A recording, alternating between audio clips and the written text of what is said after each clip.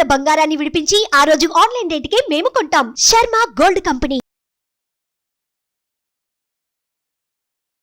నమస్తే, నేను మీ జాహ్నవి. మనతో ఉన్నారు ప్రముఖ జ్యోతిష్య వాస్తు పండితులు, ప్రముఖ ఆధ్యాత్మికవేత్త, శ్రీచక్రపీఠ వ్యవస్థాపకులు ప్రదీప్ జోషి గురూజీ. మాట్లాడేద్దాం. నమస్తే గురూజీ. గురూజీ, అమావాస్య వస్తుంది కదా ఇప్పుడు. అయితే ఫిబ్రవరి 8, 9 అనేది ఒక చిన్న కన్ఫ్యూజన్ ఉంది. అమావాస్య ఏ రోజు? ఈ అమావాస్య స్పెషాలిటీ ఏంటి? శ్రీ గురుభ్యో నమః. శ్రీమాత్రే నమః. విద్యుద్ధామ సమప్రభాం మృగపతి స్కందస్థితాం భీషణాం కన్యాభిక్కరవాలకేటవిలసదస్తాభిలాసేవితాం హస్తైశ్చక్రగధాసికేట విషికాంశ్చాపం గుణం తర్జనిం బిభ్రాణాం అరుళాత్మికాం శశిధరాం దుర్గాం త్రినేత్రాం భజే. శ్రీమాత్రే నమః. పౌర్ణమి, అమావాస్య ఇవి చాలా విశేషమైనటువంటివి ప్రతి ఒక్క మనిషి యొక్క జీవితంలో. ఈ ప్రకృతి మారేది కూడా పౌర్ణమికి, అమావాస్యకి ప్రకృతిలో మార్పులు అనేటివి జరుగుతాయి. ఇప్పుడు ఋతువులు మారుతాయి. ఋతువులు మారాయని మనకి ఏం తెలుస్తుంది? 2 నెలలకు ఒక ఋతువు మారుతుంది అని మనకు తెలుస్తుంది సాధారణంగా. ఎప్పుడు మారింది అంటే అమావాస్య తర్వాత మారింది అని అర్థం. సో ప్రతి అమావాస్య, ప్రతి పౌర్ణమి ప్రతి ఒక్కరి జీవితంలో చాలా ముఖ్యమైనటువంటివి. ఎందుకోసం అంటే ఇది ఎవల్యూషన్ ప్రాసెస్. అంటే జీవన విధానము, ఈ జీవన చక్రం మారుతూ ఉంటుంది ప్రతి ఒక్కరికి కూడా. ఈ జీవన చక్రం మారే దగ్గర సంధికాలం అనేది ఒకటి ఉంటుంది. ఆ సంధికాలం అంటే ఏమిటి అంటే కనుక పౌర్ణమి, అమావాస్య ఇవి సంధికాలాలు. ఎందుకోసం అంటే చంద్రుడు మన భూమి చుట్టూ తిరుగుతాడు. భూమి చుట్టూ కంప్లీట్ గా 360 డిగ్రీస్ తిరగడానికి అయ్యే సమయాన్ని ఒక చాంద్రమాసము అంటారు, ఒక నెల రోజులు. అందులోపల చంద్రుడు సూర్యుడి దగ్గరికి ఎప్పుడైతే వస్తాడో దాన్ని అమావాస్య అంటారు. అంటే 0 డిగ్రీస్. సూర్యుడు, చంద్రుడు ఇద్దరు కూడా 0 డిగ్రీస్ లో ఉంటారు. ఆ 0 డిగ్రీస్ లో ఉన్నప్పుడు దీన్ని అమావాస్య అంటారు. ఆ రోజు మనకి చంద్రుడు కనబడడు. ఎందుకోసం అంటే సూర్యుడు ఇక్కడ ఉన్నాడు, చంద్రుడు ఇక్కడ ఉన్నాడు. సో చంద్రుడికి స్వయం ప్రకాశకుడు కాదు. సూర్యుడి యొక్క వెలుగు చంద్రుడి మీద పడ్డప్పుడు మాత్రమే ఆ చంద్రుడి వెలుగు మనకు కనిపిస్తుంది. సో భూమి, ఇప్పుడు మీరు కెమెరా మీరు చూస్తున్నారు కాబట్టి మీరు భూవాసులు. ఇది సూర్యుడు, ఇది చంద్రుడు. చంద్రుడు ఇలా వచ్చినప్పుడు ఏమైపోతుందంటే ఇక్కడ సూర్యుడు ఉంటాడు, సూర్యుడు మాత్రం కనిపిస్తాడు కానీ మనకి చంద్రుడు కనబడ్డు. చంద్రుడు మొత్తం మాయమైపోతాడు. ఎందుకు? వెలుగు అంతా ఇటువైపు పడిపోతుంది. ఇప్పుడు నా అరచేయి ఉంది, నా అరచేయి అనేది సూర్యుడి యొక్క వెలుగు అనుకో. సో ఇటువైపే వెలుగు పడుతుంది, ఇటువైపు వెలుగు పడదు. కాబట్టి అమావాస్య రోజు మనకి చంద్రుడు కనబడ్డు. కొంచెం ఇటు వచ్చిన తర్వాత ఏంటంటే నెలవంక మనకు కనిపిస్తుంది, లైట్ గా నెలవంక. ఎప్పుడు? సంకష్టార చతుర్థి అంటాం మనము. అది ఎప్పుడు? పౌర్ణమి తర్వాత వచ్చేది. అమావాస్య తర్వాత వచ్చే చవితి రోజున మనకు చంద్రుడు కనిపిస్తాడు. మామూలుగా ద్వితీయ రోజే కనబడు, కానీ తదియ రోజు కనిపిస్తాడు. కానీ చవితి రోజు చంద్రుడు తానే కనిపిస్తాడు అన్నట్టు. ఇది మనం ఈ ఖగోళం దానికి సంబంధించిన మనం అర్థం చేసుకోవాలి. దీని యొక్క ప్రభావం ఏం జరుగుతుంది అని అంటే నీళ్ల మీద చాలా ఎక్కువగా ప్రభావం చూపిస్తుంది. అండ్ పుష్పాల మీద, వృక్షాల మీద, ఏవైతే లివింగ్ ఆర్గన్స్ ఏవైతే ఉన్నాయో వాటన్నిటి మీద కూడా ఈ ప్రభావం అనేది ఉంటుంది. అమావాస్య ప్రభావం ఉంటుంది, పౌర్ణమి ప్రభావం ఉంటుంది. మీరు గూగుల్లో కనుక సెర్చ్ చేయండి, ocean tides are relevant with moon cycle or not అని మీరు కొట్టండి. మీకు మొత్తం ఒక పెద్ద వికీపీడియా వస్తుంది. మూన్ యొక్క సైకిల్ ని బట్టి మన యొక్క భూమి మీద ఓషన్ టైడ్స్ అనేటివి ఉంటాయి. అంటే సముద్రం యొక్క అలలు అనేటివి ఉంటాయి. ఎందుకోసం అంటే పుష్పాలు రాత్రి ఎందుకు వికసించాలి? మధ్యాహ్నం కూడా వికసించాలి కదా, వికసించు, రాత్రే వికసిస్తాయి. సో దానికి గల కారణం ఏంటంటే చంద్రుడే. ఈ చంద్రుడి యొక్క పరివర్తనం వల్ల ఏం జరుగుతుందంటే మనిషి యొక్క జీవితంలో గోచార ఫలితాలు, ఇప్పుడు మేము రాశి ఫలాలు చెప్తాం, ఇప్పుడు పలానా టైంకి ఇది జరుగుతుంది అంటే అది జరుగుతుంది. 100కి 80% పక్కా జరుగుతుంది. ఎందుకోసం అంటే నా రాశి ఫలాలు చాలా హైయెస్ట్ ర్యాంకింగ్ లోకి వెళ్ళిపోయాయి. స్టార్ రాశి ఫలాలు ఎందుకోసం అంటే అందరికి కరెక్ట్ గా నప్పుతున్నాయి కాబట్టి చూస్తున్నారు, నప్పకపోతే చూడరు కదా. సో మంచి రేటింగ్ వస్తుంది. అంటే దీని వల్ల మనం ఏం అర్థం చేసుకోవాలంటే ఇది వాస్తవము. చంద్రుడి యొక్క ప్రభావం వల్ల, గ్రహాల ప్రభావం వల్ల మన జీవితంలో మార్పులు వస్తాయి. అయితే మార్పులు వస్తున్నాయి అన్నప్పుడు నీ జీవితంలో ఏదైనా మార్పు కావాలంటే నువ్వు ఇక్కడ ఏం చేయాలి అంటే ఇవి పర్వదినాలు అంటారు. ఈ రెండింటిని కూడా పర్వదినాలు అంటారు. ఈ యొక్క దినాలలో, ఈ రోజులలో మనం ఏదైనా ఒక కార్యక్రమం చేస్తే, అంటే మనకి ఇప్పుడు జీవితం అప్పుల పాలు ఎక్కువైపోయి జీవితం బాగలేదు, చేంజ్ అవ్వాలని కోరుకుంటున్నాం కానీ అవలేకపోతున్నాం. కానీ దైవాన్ని ఎట్లా ప్రార్థన చేయాలి, ఎప్పుడు ప్రార్థన చేయాలి? దైవము కూడా ఒక సర్టన్ కాలంలోనే మనల్ని చూస్తుంది. ఎవ్రీ టైమ్ లో మనల్ని చూడడం అనేది ఉండదు, గుర్తుపెట్టుకోండి. ఎందుకోసమంటే ఈ సృష్టిలో మనిషి ఒక్కడే జీవి కాదు, ఎన్నో రకాల జీవులు ఉంటాయి. ఇప్పుడు మామిడి పండు చిగురించాలన్నా ఇప్పుడు మావి చిగురు వస్తుంది, అది ఇప్పుడే రావాలి, ఏప్రిల్లోనే మావి చిగురు రావాలి, ముందు రాదు కదా. సో అది నేచర్. సో నేచర్ సైకిల్లో దేనికి ఎప్పుడు వాళ్ళ యొక్క కాన్సన్ట్రేషన్ ఉంటుందో నేచర్ సైకిల్ అదే వెళ్తా ఉంటుంది. అట్లాగే ఈ నేచర్ సైకిల్లో మనిషికి తన కోరికలు నెరవేరాలి అన్నా, తన బాధలు దూరం అవ్వాలి అన్నా కొన్ని పర్ఫెక్ట్ ముహూర్తాలు ఉంటాయి, కొన్ని కాంబినేషన్స్ ఉంటాయి, ప్లానిటరీ కాంబినేషన్. ఆ కాంబినేషన్స్ లైక్ అక్షయ తృతీయ, ధనత్రయోదశి, మహాశివరాత్రి, ఆ తర్వాత వసంత పంచమి, ఇవి ప్రాస్పరియస్ డే అన్నమాట.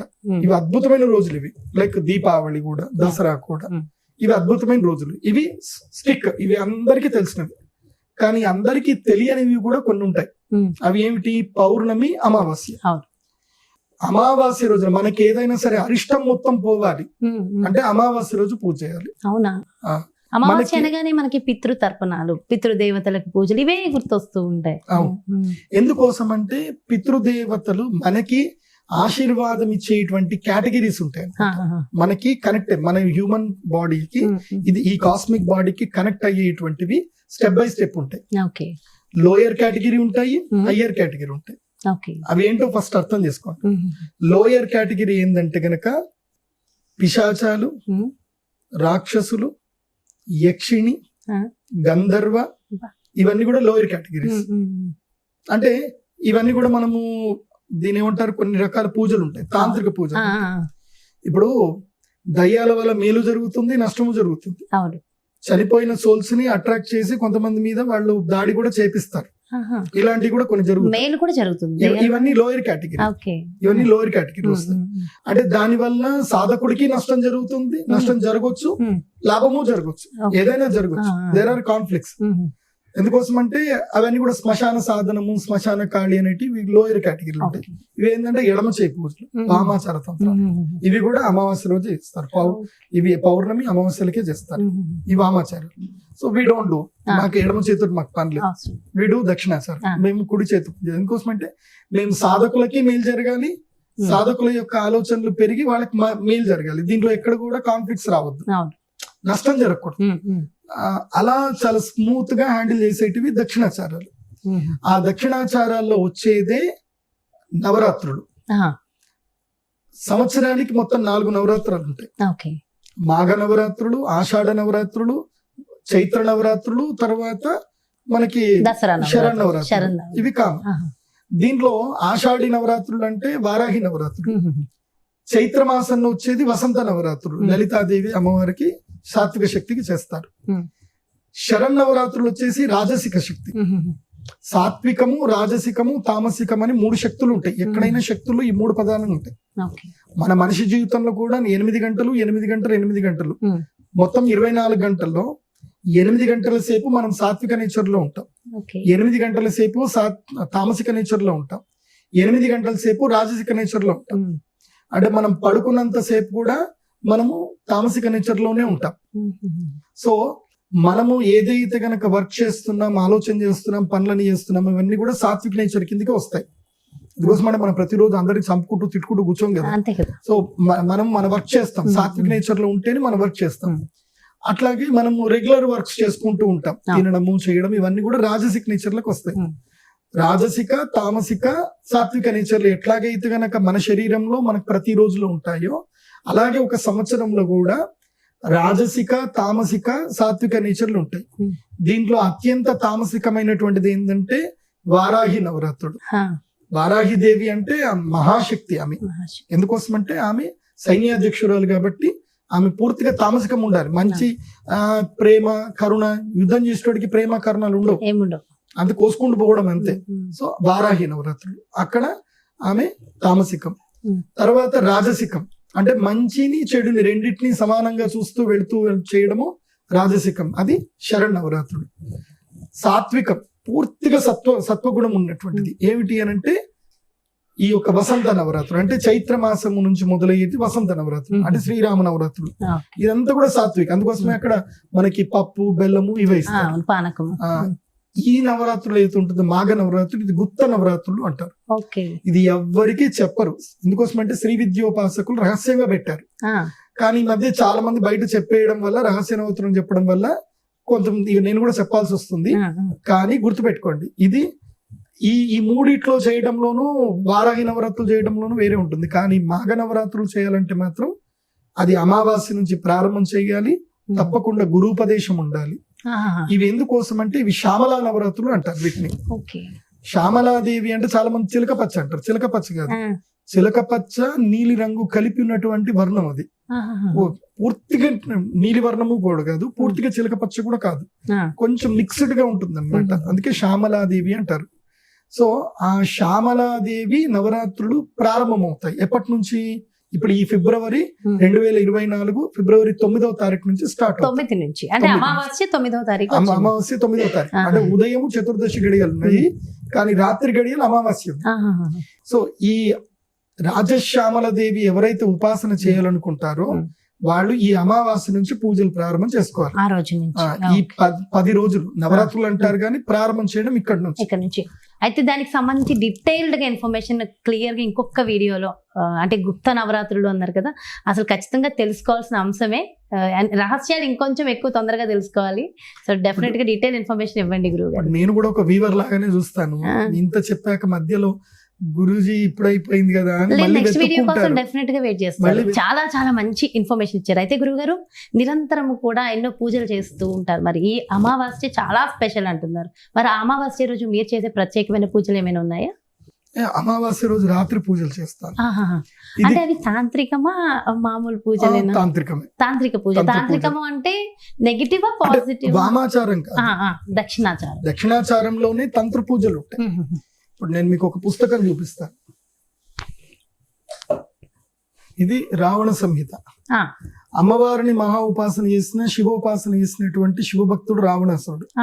ఈ రావణ సంహితలోనే ఉంటుంది మాఘ అమావాస్య రోజు ఏ పూజలు చేయాలని. అంటే పుష్య అమావాస్య అంటే దాన్ని మాఘ అమావాస్య కూడా అంటారు.